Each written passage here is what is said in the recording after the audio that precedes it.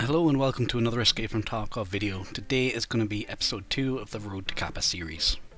The goal for this episode is going to be getting the basic Bitcoin farm online, simply because once you factor in fuel and whatnot, even with just one graphics card in, you're looking at about 300,000 rubles a day for free from a Bitcoin farm. That's like a free kit every day just to run a raid with. So it's great for building up passive income. But really the gate towards that is just time. It takes, I think it's about two and a half days to actually build the Bitcoin farm and upgrade to intelligence level 2. So in the meantime, I just completed a bunch of quests. Started with some of Jaeger's terrible quests. I do think Jaeger is like the worst quest giver and trader in Tarkov. Like, his quests are stupidly complicated, not really rewarding. And it's just such a pain that a lot of his quests should be like achievement type things that you can do throughout the game and always have them active. I do think there's certain quests in Tarkov that should, tasks, that should be switched to be like available from the beginning of the game. So things like Shoot at Born in Heaven, it's really disappointing when you get an amazing 300-meter headshot, but you're not up to that quest yet, so you're like sat there and you're thinking, well, I wish I was on that quest now. I think if they switched it to be like a task and an achievement or a feat system, so that there's certain quests, like getting your level to a certain point, that should just be available regardless, you know what I mean? Like if it's a quest that says get to level sniper skill, there's no real point locking that behind another quest wall, because it's sort of like an achievement rather than a quest that's like go and kill 5 scouts and get this pocket watch. You know what I mean? But I'm basically just doing a lot of the really easy quests at the moment. A lot of the hand-in stuff, especially for mechanic that you just saw there, where I handed in a lot of the rechargeable batteries. Literally just all I did was nighttime shoreline. Stick around the outside, you get a ton of stuff, you barely ever die. And I am also focusing on Peacekeeper again because he's going to be my next closest level up. Love the FN57 though. That is one of the great things about unlocking Peacekeeper level 2, is you've got a pistol that can pen up to tier 4 armor, which is just fantastic for taking out mid-level players and scavs. But I'm taking this wipe a little slower than usual. There's a lot of, like all the big streamers, they've all got Kappa already, and it's like, I don't really want to blitz through all the content, and I'm quite happy just messing around and doing what I want to do. I really enjoy my scav runs. I enjoy just making money on this game. I think I enjoy making money on this game more than I actually getting into, ridiculously good fights. And past few days we've had that drama with all of the netcode issues and people saying that Tarkov's like the worst netcode ever, and I don't disagree with that, but recently I've been playing a game called Star Citizen that has had $300 million of development, and the game is just awful. It's a beautiful game, but it just doesn't work. So now I'm just knocking out any quest really. What I'm doing is I'm looking at what quests I've got available, writing them down and seeing which map I need to do them on. So if I've got 3 quests on woods, I'll go do woods. Now this was quite a good little scav kill. I'm doing the quest at the moment, the big sale quest where you've got to hit all of the things in interchange. And me and this scav just meet down the hallway and just completely flop onto our bellies and start shooting at each other. So that was quite an interesting little one. I do enjoy some of the Start and Ragman quest for interchange. I think they're very good quests that get you really acclimatized to the map. I think honestly we'd be better off redesigning a lot of the base custom quests, the first level quest for customs, to a similar style of what's shown in the interchange quest line. I do think that they are getting better when they're battle state games. They are getting better at designing quests, but I think they need to, like I said, divide the quests in between the 2 systems, so that you've got an active mission where you're going in and planting markers, but you've also got an inactive one that's available constantly. Ragman is one of the best people to level up early game as well, simply because of the access to better body armors. Having access to tier 4s and tier 5 body armors, you know, in the mid game, it just makes it so much easier to stay alive against scavs.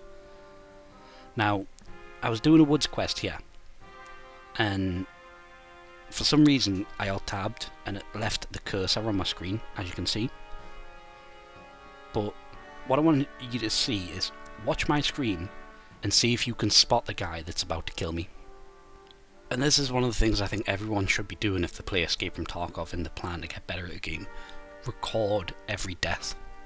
Try and figure out where you died from, because then you learn where to look for next. Now, I should have really knew to keep an eye on that area, because that's a spot I've used personally hundreds of times.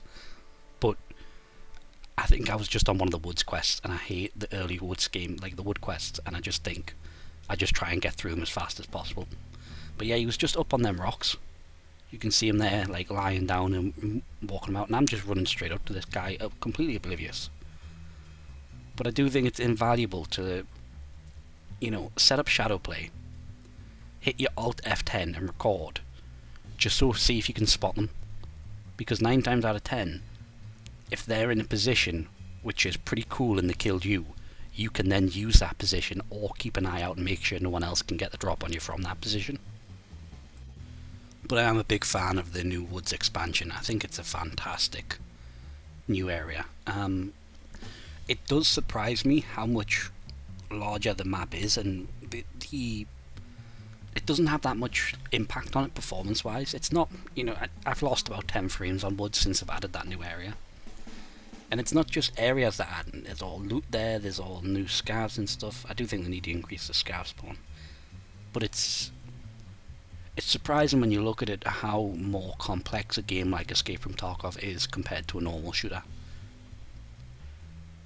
This was unfortunate. I wanted to get the player kill on the right hand side here, but I was doing a quest where I need to get the kills using the blueberry armor, the untar and whatnot.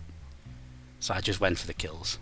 It was a nice little kill, but I think this is a nice place on Shoreline. If you're wanting to keep an eye on Power Station, this is a really interesting spot. It's better than up on the top right. Up on the top right has a lot more cover, yeah, but you can't be picked off by people on top of the resort if you're in this position.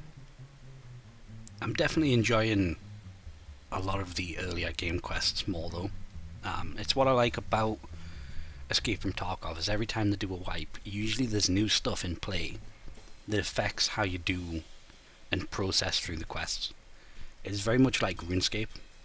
I love playing RuneScape, and you start a new account every so often, and the method you used to train beforehand, you know, a couple of years ago, might not be as good as a new one. And I think that's a great thing, is what Escape from Tarkov needs to keep doing, is looking at early game stuff. You know, not just making sure there's tons of late game stuff, but make sure there's new early game stuff as well. Like, at the beginning of, at the end of the last wipe, they added the .366 AP rounds. Now, no one really used them after the release because they were 366 AP rounds, but I've been using them a lot on the VPO 215, and it's just, it's cheaper than a Mosin. It does nearly as much damage, and it's just a little bit less accurate.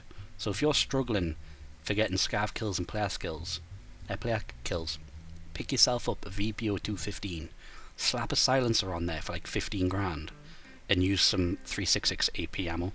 That's what I've been using, and it's not the best gun. Ideally you want a semi-automatic or fully automatic, but if you just want a budget gun to knock out a few quests so you're not worrying about losing a lot of stuff, pick up that rifle and you'll still have the ability to put down geared players.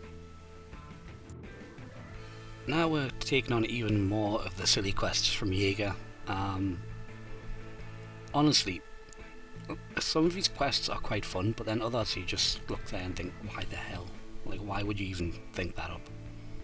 But we did get Intelligence Center level 2, which means now we can build the Bitcoin farm and the scav box. And it takes about 3 days and you can produce yourself a graphics card, so it's not too bad.